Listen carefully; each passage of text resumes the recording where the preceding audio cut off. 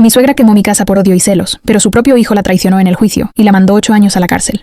Me llamo Valeria, tengo 31 años, y durante mucho tiempo creí que el mayor problema de mi matrimonio era la distancia con mi familia. Pero no. El verdadero monstruo vivía a solo 15 minutos de casa. Mi suegra, Rosa María. Llevo 7 años casada con Miguel, un hombre bueno, trabajador y que, hasta hace poco, parecía tener la paciencia de un santo con su madre. Tenemos una casa hermosa en una urbanización tranquila, con un jardín del que yo misma me había enamorado. Lo diseñé y lo cultivé durante 4 años con mis propias manos. Rosales antiguos, suculentas raras, un pequeño huerto de hierbas, un rincón con jazmines que perfumaban toda la terraza por las noches, y un banco de madera bajo un limonero donde leía por las tardes mientras esperaba a Miguel. Ese jardín era mi paz, mi terapia, mi pedacito de cielo en medio del caos de la ciudad. Rosa María nunca lo soportó. Desde el primer día lo criticó. Demasiadas flores, parece selva. Gastas demasiado dinero en plantas en vez de ahorrar para un hijo. Porque ese era otro tema. Ella estaba obsesionada con que tuviéramos un bebé inmediatamente. Ya tienes 31, se te va a pasar el tren, repetía cada visita. Todo empeoró cuando Miguel y yo decidimos poner límites. Después de que Rosa María entrara sin permiso a nuestra casa, revisara cajones y tirara a la basura anticonceptivos que encontró, le dijimos claramente: «Mamá, no puedes venir cuando quieras. Respeta nuestro espacio». Ella lo tomó como una declaración de guerra. Una mañana de sábado llegué del supermercado y abrí la puerta del garaje. El grito que solté todavía me duele en la garganta cuando lo recuerdo. Mi jardín, mi hermoso jardín, estaba destruido. Las rosas arrancadas de raíz y tiradas por el suelo como cadáveres. Las suculentas aplastadas a pisotones. El huerto destrozado, la tierra removida con furia, las macetas grandes rotas a golpes. Hasta el limonero tenía cortes profundos en el tronco, como si alguien hubiera querido matarlo lentamente. En medio del desastre, pintado con aerosol rojo en la pared blanca de la casa, una sola palabra: «Puta».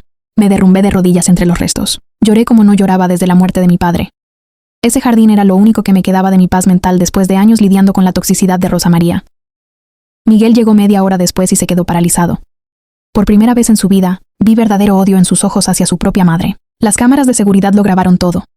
Rosa María había llegado a las 7 de la mañana, con guantes y una paleta de jardinería, y había pasado casi 2 horas destruyendo sistemáticamente todo lo que yo había construido con amor. Sonreía mientras lo hacía. Miguel confrontó a su madre esa misma tarde. Ella no lo negó. Al contrario, lo justificó con rabia. «Esa mujer te tiene dominado. El jardín ese es pura brujería para que no tengas hijos. Yo solo estoy protegiendo a mi hijo». Miguel le gritó como nunca antes. Le dijo que no quería volver a verla en nuestra casa. Rosa María se fue maldiciendo y prometiendo que esto no se iba a quedar así. Pensé que había tocado fondo. Estaba equivocada. 3 días después, mientras yo seguía intentando salvar alguna planta, escuché gritos en la calle. Salí corriendo. Rosa María estaba frente a la casa del vecino, el señor Ernesto, un ingeniero jubilado que vivía solo y tenía un Mercedes-Benz impecable color negro. Ella tenía un bate de béisbol en las manos y estaba destrozando el parabrisas, los faros, el capó, gritando: «Esto es por arruinar a mi hijo». Creía que era nuestro auto. Se había equivocado de coche. El señor Ernesto salió alertado por el ruido de la alarma y la encontró en plena acción. Llamó a la policía inmediatamente. Rosa María, al verlo, intentó huir, pero tropezó y cayó. Cuando llegó la patrulla, todavía estaba gritando que todo era culpa mía, que yo era una bruja y que ella solo estaba haciendo justicia. Esa noche, mientras Rosa María estaba detenida, Miguel y yo nos abrazamos en silencio en medio de los restos de mi jardín destruido. No sabía que esa era solo la primera de muchas batallas que vendrían, porque Rosa María no pensaba rendirse, y estaba dispuesta a destruir todo, incluso a su propio hijo, con tal de salirse con la suya. La detención de Rosa María duró solo 48 horas. Salió bajo fianza pagada por uno de sus hermanos, pero el daño ya estaba hecho. El señor Ernesto, furioso y con todas las pruebas de las cámaras, demandó por daños materiales y morales. El Mercedes-Benz, que valía más de $80,000, quedó prácticamente destruido. El seguro cubrió parte, pero el resto salió del bolsillo de Rosa María, y por extensión, de la familia. Miguel estaba destrozado. Por primera vez en 7 años de matrimonio lo vi llorar como un niño. Se sentía culpable por no haber puesto límites antes, por haber permitido que su madre llegara tan lejos durante años. Yo, en cambio, estaba en modo supervivencia. Contraté a un abogado especializado en casos de acoso familiar y violencia psicológica. Las imágenes de mi jardín destruido y la palabra puta, pintada en la pared, eran pruebas irrefutables. Pero Rosa María no se quedó quieta. Empezó una campaña de destrucción total. Primero fueron las llamadas, a todas horas, desde números desconocidos, insultos, amenazas, llantos fingidos. Luego llegaron las visitas. Se plantaba frente a nuestra casa con carteles que decían: «Mi nuera es una bruja, y me quitaron a mi hijo». Los vecinos empezaron a grabar. Algunos se solidarizaron conmigo, otros solo miraban el espectáculo. Una tarde, mientras yo estaba en el supermercado, Rosa María convenció al guardia de seguridad de la urbanización, con quien tenía amistad, de que le abrieran la puerta, porque su hijo estaba enfermo. Entró a la casa usando una copia de llave que nunca supimos cómo consiguió, y empezó a destrozar todo lo que encontraba a su paso. Rompió fotos de nuestra boda, tiró mi ropa al piso y la cortó con tijeras, defecó en nuestra cama y escribió con lápiz labial en el espejo del baño: «Esta casa es mía, tú eres la intrusa». Cuando llegué y vi el desastre, vomité. Literalmente. Miguel llegó poco después y esta vez explotó de rabia.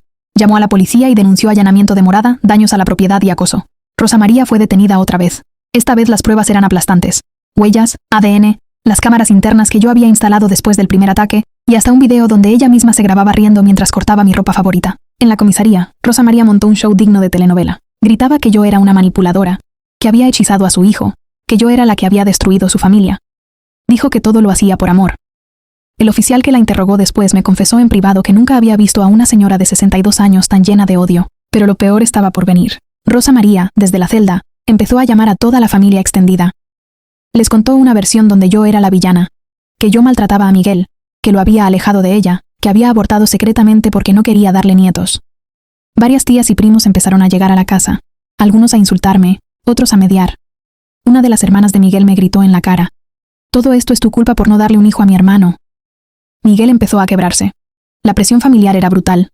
Su madre lo llamaba desde la cárcel llorando, diciendo que se iba a suicidar, que prefería morir antes que ver a su hijo con esa mujer. Miguel pasaba noches sin dormir. Yo intentaba apoyarlo, pero también tenía que protegerme. Empecé a tener ataques de ansiedad fuertes. Perdí peso, apenas comía. Una noche a las 3 de la mañana, Miguel recibió una llamada de la cárcel. Rosa María había intentado cortarse las venas. O al menos eso dijeron. Lo llevaron a urgencias y Miguel corrió para allá. Cuando regresó a las 6 de la mañana, tenía los ojos rojos e hinchados. «Valeria, mi mamá dice que si no vuelves con ella y me separo de ti, se va a matar de verdad». Me quedé mirándolo en silencio. El hombre que yo amaba estaba siendo destrozado emocionalmente por la misma persona que había destruido mi jardín, mi ropa, mi paz y nuestra cama. Fue en ese momento cuando tomé una decisión que cambiaría todo. «Miguel», le dije con la voz temblando pero firme, «si eliges a tu madre, está bien, pero yo no voy a vivir así. O ponemos un límite definitivo, o esto se termina aquí». Miguel me abrazó llorando y me prometió que iba a ser fuerte. Pero yo ya no confiaba del todo. La manipulación de Rosa María era demasiado poderosa. 2 días después, mientras Miguel estaba en el trabajo, recibí una visita inesperada. Era la psicóloga de la cárcel donde estaba Rosa María. Me miró con lástima y me dijo algo que me heló la sangre. «Señora Valeria, su suegra no solo tiene un trastorno de personalidad. Ha estado diciendo a otros internos que cuando salga va a terminar el trabajo». Y mencionó su nombre varias veces, junto con la palabra incendio. La palabra incendio me persiguió durante días. No dormía, apenas comía. Instalé más cámaras, cambié todas las cerraduras y contraté a un guardia de seguridad privado para las noches. Miguel estaba destruido. Entre las amenazas de su madre, la presión de la familia y el miedo a que yo lo abandonara, parecía un fantasma de sí mismo. 2 semanas después, Rosa María salió de la cárcel con una medida cautelar. No podía acercarse a menos de 500 metros de nuestra casa ni contactarnos. Pero las órdenes de alejamiento no detienen a alguien consumido por el odio. Una noche de tormenta, a eso de las 2:30 am, desperté por el olor a humo. «¡Miguel, fuego!», grité desesperada. El humo entraba por debajo de la puerta del cuarto. Corrimos. El garaje estaba en llamas. Rosa María había lanzado 2 cócteles Molotov por encima de la pared. Uno cayó cerca del tanque de gas del asador, y el otro directamente sobre mi auto. Las llamas subían violentamente bajo la lluvia. Miguel agarró el extintor mientras yo llamaba a emergencias. Logramos controlar el fuego antes de que se propagara a la casa, pero el daño fue brutal. Mi auto destruido, el garaje carbonizado, y el limonero que tanto amaba completamente quemado. Cuando llegó la policía, encontraron a Rosa María 2 cuadras más allá, empapada, con olor a gasolina y una botella vacía en la mano. Esta vez no pudo negar nada. Había huellas, testigos que la vieron correr, y hasta un video de una cámara vecinal donde se le veía claramente lanzando las botellas mientras gritaba: «¡Que se quemen como brujas!». Esa fue la gota que derramó el vaso para Miguel. A la mañana siguiente, mientras Rosa María era trasladada nuevamente a prisión, Miguel se sentó frente a mí en la cocina destruida por el humo. Tenía los ojos hinchados y la voz rota. «Valeria, perdóname por no haberte protegido antes, por haberte expuesto a esto durante años. Hoy mismo voy a cortar todo lazo con ella, definitivamente». Lo abracé mientras ambos llorábamos. Pero el dolor no terminaba ahí. El juicio fue mediático en nuestra ciudad. Las imágenes del jardín destruido, de la casa allanada, de la cama profanada y finalmente del incendio se filtraron. Rosa María entró a la sala judicial gritando que yo era una bruja que había robado a su hijo. Cuando el juez le mostró los videos, se derrumbó. Pero no de arrepentimiento, sino de rabia. Empezó a insultar al juez, a los abogados, y a su propio hijo. Fue sacada a la fuerza. Miguel testificó en mi contra de su propia madre. Con la voz temblando pero firme, contó años de manipulación, de control, de abuso emocional y cómo ella había intentado destruir nuestro matrimonio y nuestra casa. Su testimonio fue demoledor. La sentencia fue dura. 8 años de prisión por intento de homicidio, allanamiento, daños agravados y acoso. Rosa María, al escuchar la condena, miró a Miguel y le gritó con todo el odio del mundo: «Eres un traidor. Prefieres a esa puta antes que a tu propia madre. Te maldigo, que nunca seas feliz». Miguel no contestó, solo bajó la cabeza y lloró en silencio. Los meses siguientes fueron de reconstrucción lenta y dolorosa.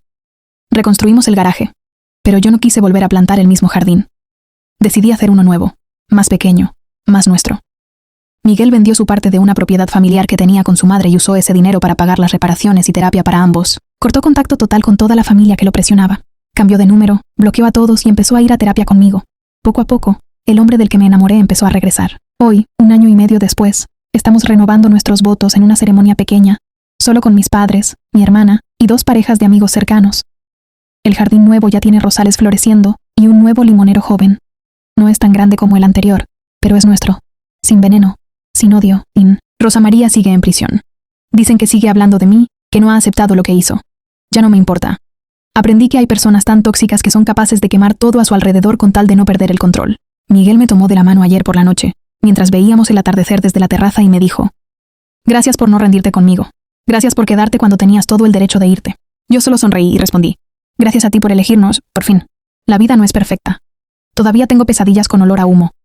Todavía salto cuando escucho ruidos extraños por la noche. Pero ahora sé que soy fuerte, que mi paz vale más que cualquier familia tóxica. Y que a veces, para salvar tu matrimonio y tu cordura, tienes que quemar puentes, aunque sea tu suegra quien prenda el fósforo».